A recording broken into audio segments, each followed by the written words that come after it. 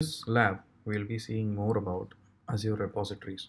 So in our previous labs, we have seen how do you create an Outlook account, how do you create a GitHub account, Bitbucket account, and Azure DevOps account, and how do you create a project, and how do you create a repository, and then how do you upload a files from the local to your repositories, and how do you import a new repository from GitHub to Azure DevOps.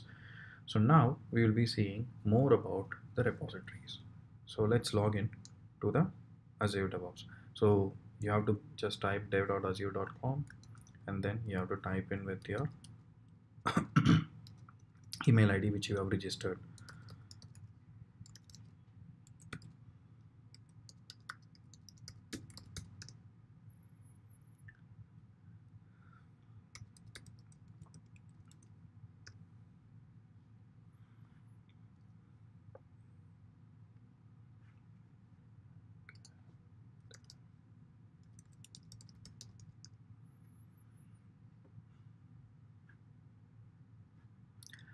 I have multiple accounts in my system and that's the reason it's actually not loading properly.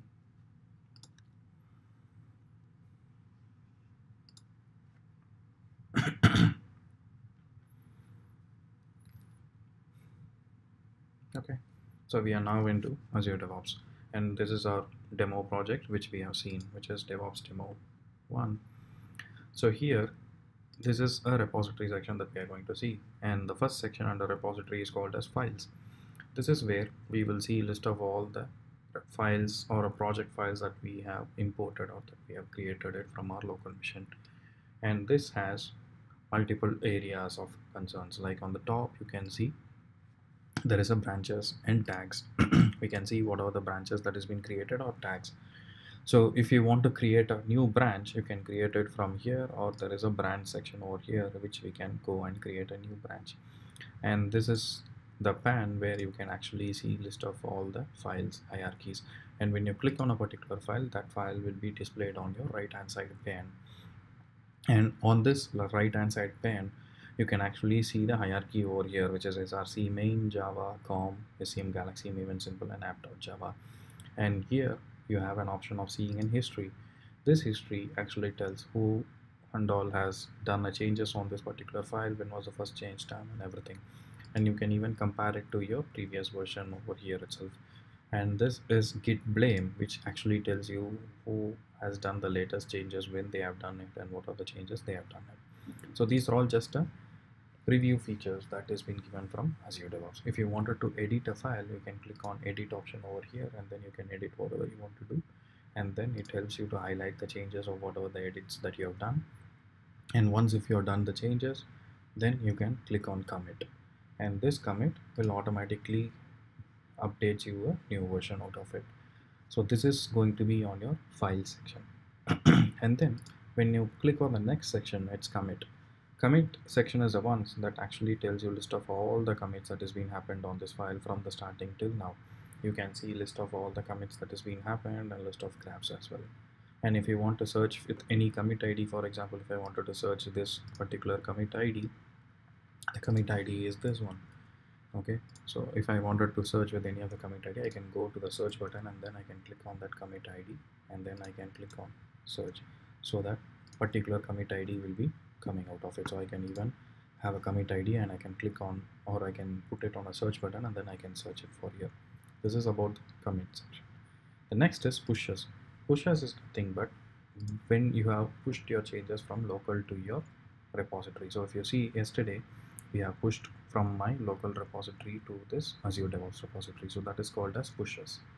So whatever the pushes that you are doing it from your local repository to your Azure DevOps, it shows over here in the pushes section. And then these are called as branches. So as I was telling you about, branches is nothing but a parallel development that we are going to do as part of our repository. So which means multiple people can work together as part of this branching. So at present you see there are two branches available. One is a master branch, another one is like newbie branch. So if I wanted, or this is my branches, I can click on all branches to see list of all the branches. If I wanted to create a new branch, I can click on this new branch option over here. Okay, and then I can actually give a name out of it, which is like I'm just giving it as dev branch.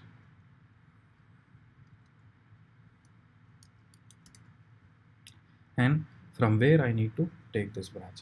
So I just need to take this branch from master, or I need to take this branch from newbie.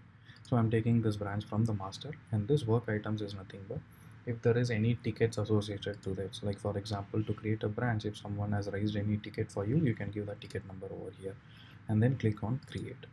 So when you click on create, automatically you can see a dev branch is being created over here, and this star is indicating like it is going to be a default branch.